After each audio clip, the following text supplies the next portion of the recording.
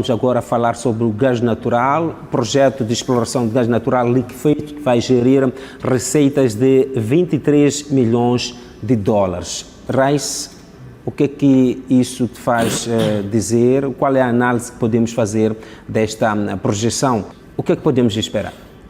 Eu acho que essa é a pergunta de 1.000 milhões de dólares. Faço-me a mesma pergunta.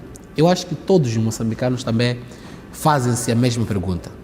Não sobre o que se pode esperar, mas o que significa realmente 23 mil milhões de dólares para o nosso país. Para o nosso país, não no efeito macro, mas para a vida de cada um dos moçambicanos. Até que ponto o efeito dessas receitas poderão ser ressentidos no prato de comida de cada moçambicano, no desemprego que existe a nível dos jovens, nos problemas de financiamento a projetos juvenis e em outras situações que são também relevantes para a nossa economia. E a priori o que me vem a dizer sobre o setor energético, nós temos que entender que é importante ancorá-lo ao resto da economia.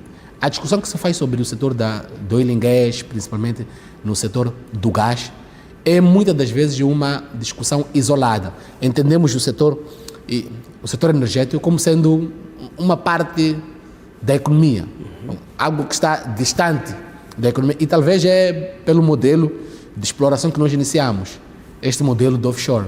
Hoje, por exemplo, Moçambique, na semana passada, inaugura a segunda plataforma. E talvez por estar muito distante de nós, estarmos a ver o projeto pelo mar, dá-nos essa sensação de distância em relação a outra parte da economia.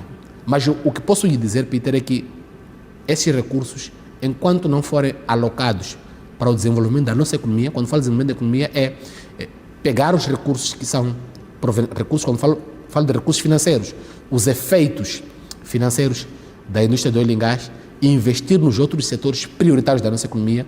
Este efeito de diversificação, necessariamente, investir na agricultura, investir na indústria, investir no turismo.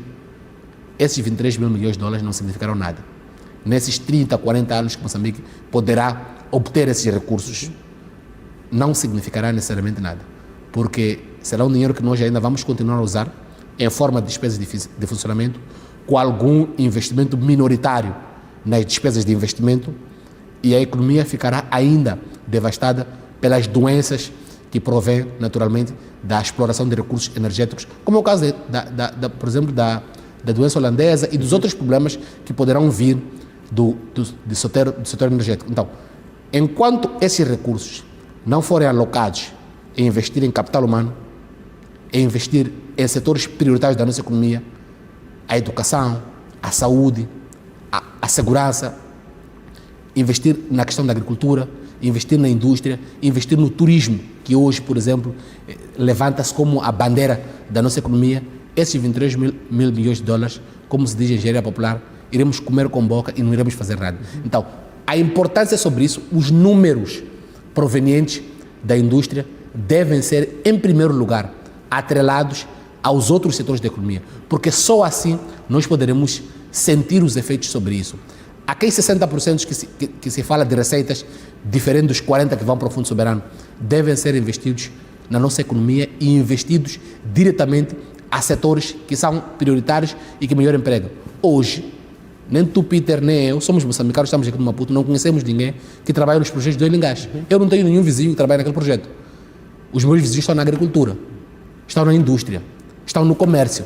Então, significa que para esses meus vizinhos terem um sentido de aproveitamento desta indústria, os recursos provenientes dela, devem ser alocados a setores habituais da nossa economia, aos setores que melhor empregam os moçambicanos.